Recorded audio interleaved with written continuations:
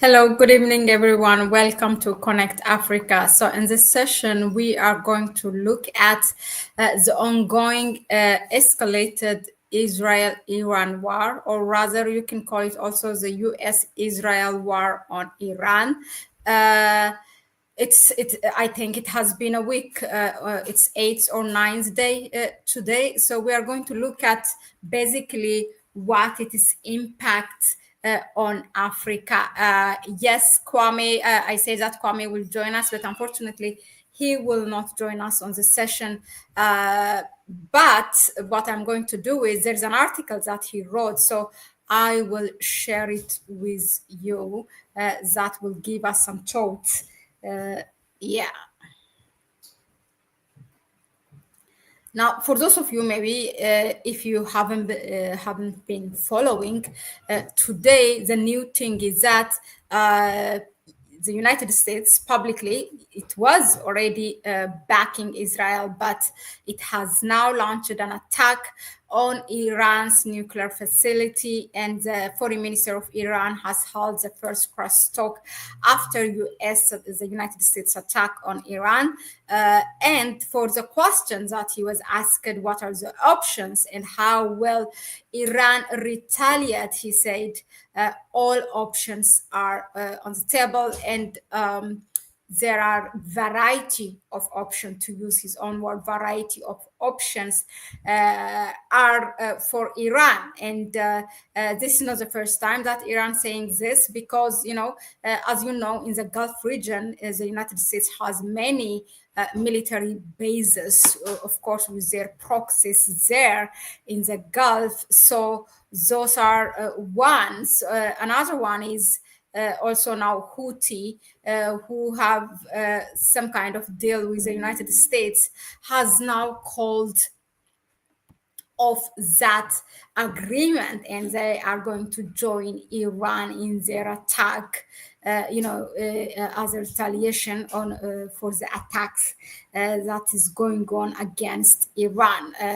Now, let's go to the article. The thing is that Africa, as it is not as some of the leaders, we have said this, have reacted, but that is like, I don't know, maybe 20% of it or 15% of the governments out of the 54 countries. So the rest of them are silent, but silent is also a big word and a big action, because they don't want, they have relation with both sides, and they don't want to how do you say, condemn, and then they don't want to lose their relationship, so they just keep quiet, which is not right by itself. They should have a united voice in a way that will respect Africa's benefit, or whatever Africa is getting or losing out of this. But that's not the case anyway. So Africa's role in today's world. So Tomlot's world, a call for unity and serious representation. This is written by Kwame. So now the United States of it starts like this. It reads like this: the United States of America's recent attack on Iran marks yet another dramatic escalation in the wave of global conflicts, from Ukraine to Gaza, and now to this growing tension between Israel and Iran. In response, major global powers like China and Russia have clearly voiced their positions, demonstrating their influence on the global stage. However, Africa, with its vast population, rich natural resources, and enormous potential, continues to remain silent and sidelined in these critical conversations. This is neither acceptable nor sustainable. And Kwame also outlines why this is not acceptable for Africa, because Africa, first of all, it's part of the world. So whatever happening outside of the geographical territory of Africa, still that will affect us, and we should have that united voice. Otherwise, each and every one of us will be affected by it because of the failure of these organizations representation in the face, representation of Africa in the face of the world. Now, for example, take a look like, okay, Kwame, reasons like this. While it is true that Africa has been marginalized by former colonial powers,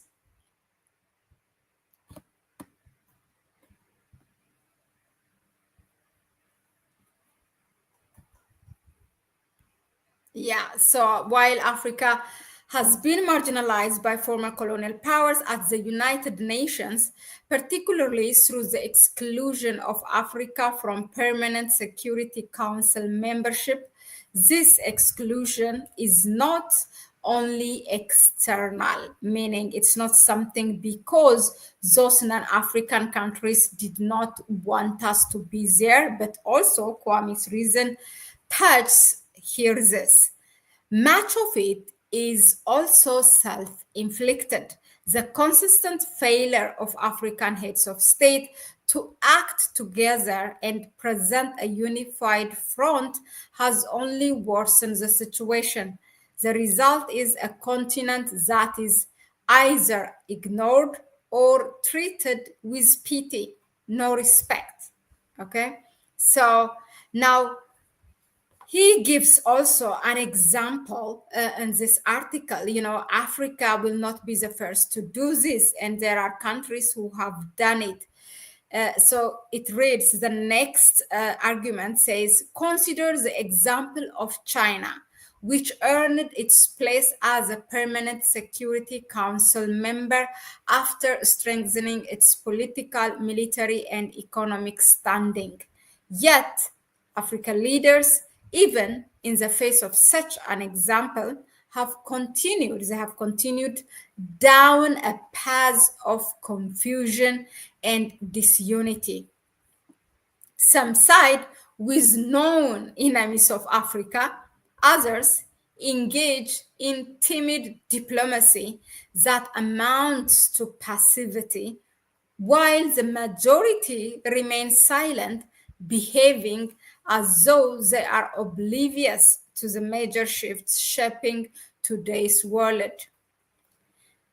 Okay, yeah, you can take, there are those who are still engaging with or siding with the enemies of Africa. Like, for example, you can take what Benin and Cote d'Ivoire are doing against the Sahel states. And then the other groups are who are, putting diplomacy before, diplomacy, which almost sounds like passivity, okay? As if diplomacy can repair or bring economic sovereignty. So they are just playing in the name of diplomacy. And then the third group is who are silent, as if they are not aware of what's going on around them, or they don't care, but it does really matter to every one of us. Now, Kwame also takes South Africa's action, in which South Africa took the lead to mediate between Ukraine and Russia, where it brought a group of African heads of states traveling to Ukraine and Russia, meeting the presidents, and that kind of attempts. So Kwame is saying South Africa's commendable role in leading the African Union's delegation to mediate the Russia-Ukraine conflict showed what is possible when African countries take coordinated action. Okay. Now, but he's saying, but these efforts must become the rule where they are abide by these heads of states or the member states in the African Union. So what they did to Ukraine what they did to Ukraine and Russia trying to mediate, that should not be just an exception only to that event. Well, now Africa's voice on global stage must be clear, bold, consistent, and unified. It's no longer enough to be passive, to be a passive observer in a world where decisions made elsewhere directly affect, take for example, the cost of fuel, food, clothing, aircraft, vehicles, and even the price of the agricultural goods that we produce at home. All this will be affected.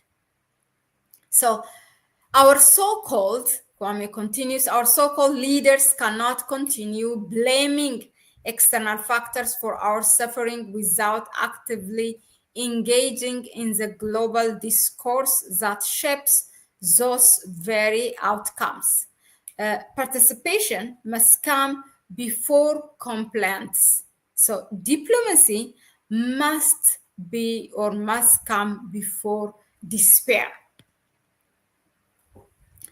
Now, with this, also the writer Kwame brings how the African Continental Unity Party, which he represents, can be a solution. So in this context, he says, in this context, the African Continental Unity Party emerges as a beacon of hope. It's one of the only organizations with a strong ideological foundation and the political clarity required to truly represent the economic and political interests of African people.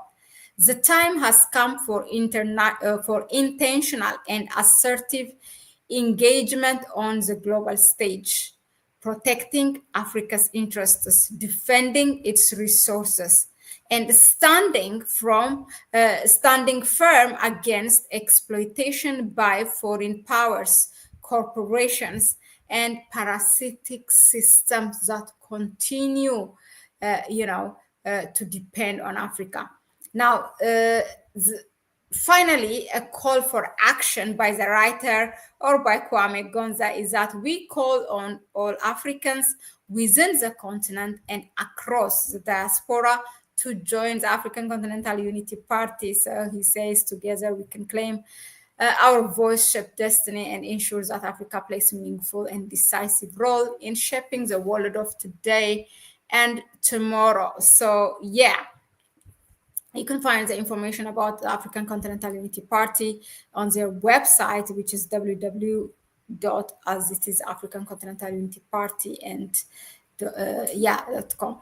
The thing is, that Africa cannot just continue to be silent, because there's a number of things that will affect us. So it should have, when it acts also, it should have that united voice. Look at, for example, it was advocated for the Permanent Security Council, a seat in the United Nations Security Council, to get a permanent seat from not one, but even two also. But that talk now, that is, it's thrown out of the window. Nothing is happening because these countries or these heads of states are not united. Some of them don't want, they just simply cannot unite. Some of them support something else. Some of them, as Kwame said, they are siding with the enemy. Some of them, they're just, acting as diplomacy, which amounts to passivity, as he said.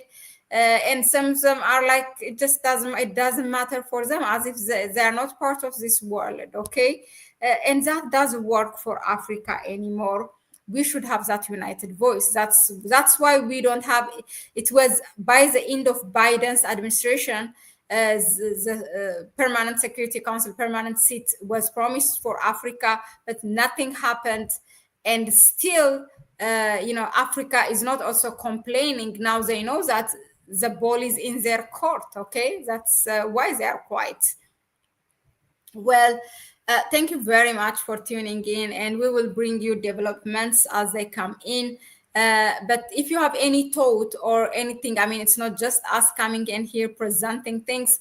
You can also throw your ideas. You can also send us your readings that we need to do, to bring you something here and to give it our opinion. You can do that as well. So thank you, Sandor, for your uh, for your presence here and for your for your comment here. Well, that was it for now. Thank you very much. Bye bye.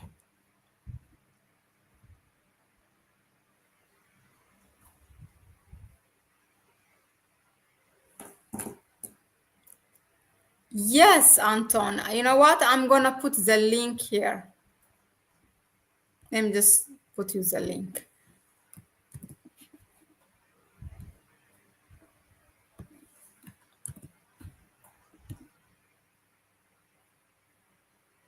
Yeah, there you go. That's the article. So it will take you also to the website. So it's good. Yeah, you guys check it out. There are also other articles. You can also can see their activities there.